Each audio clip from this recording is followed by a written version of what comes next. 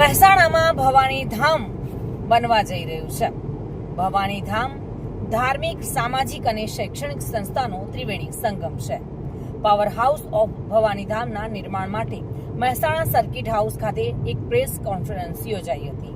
મહેસાણાના circuit house ખાતેથી press conference સંબોધન કરતા અભિજીત બારડ દ્વારા ભવાની ધામ સંકલ્પ યાત્રા સંદર્ભે વિસ્તૃત માહિતી આપી હતી. ભવાની ધામ સંકલ્પ યાત્રા ખેરાલુના મલેકપુર રામાપીર મંદિરના ધામથી 1008 ગાડીઓના જંગી કાફલા સાથે માં અંબાધામમાં પહોંચશે.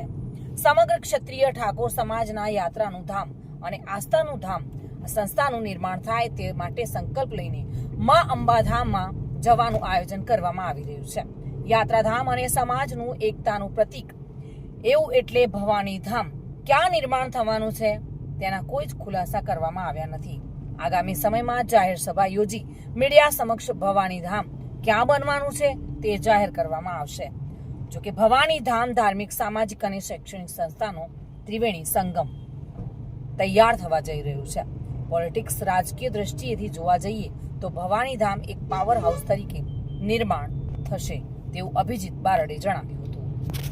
સંકલ્પ યાત્રા ખેરાલુના મલેકપુર રામદેવ પીર મહારાજના મંદિરેથી 1008 ગાડીઓના જંગી કાફલા સાથે માં અંબાજીના ધામમાં જશે અને ક્ષત્રિય ઠાકોર સમાજની આસ્થાનું ધામ એક સંસ્થાનું નિર્માણ થાય એ માટે સંકલ્પ લઈ અને ત્યાં અંબાજીમાં સભા યોજશે. ક્ષત્રિય સમાજ વતીથી 1008 ગાડીઓનો લક્ષ્ય નિર્ધારિત કરવામાં આવ્યો છે, પણ 1008થી પણ વધુ ગાડીઓના જંગી કાફલા સાથે આ યાત્રા યોજાશે.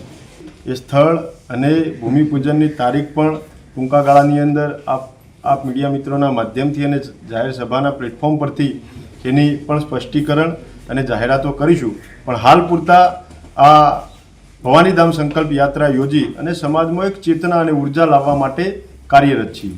ખાસ સમાજને એક તાંતણે બાંધવાની વાત કરી રહ્યા છો. ક્ષત્રિય ઠાકોર સમાજને એકતાના તાંતણે બાંધવા માટે નિરંતર વર્ષોથી પ્રયત્ન કરી રહ્યા છીએ. પણ આ ધાર્મિકતાના ભાવથી, ધર્મના માધ્યમથી, ધજાના માધ્યમથી સમાજને જોડવાનું કામ કરી રહ્યા છે. સામાજિક, શૈક્ષણિક, આર્થિક, રાજકીય અને સમાજના સર્વાંગી વિકાસ માટેનું આ ધામ હશે અને પોલિટિકલી જેને પણ માનવું હોય પાવર હાઉસ ભવિષ્યમાં નિર્માણ થશે એમાં કોઈ લેશ માત્ર શંકા નથી. ભાવિન ભાવસાર સાથે bureau report, today Gujarati news.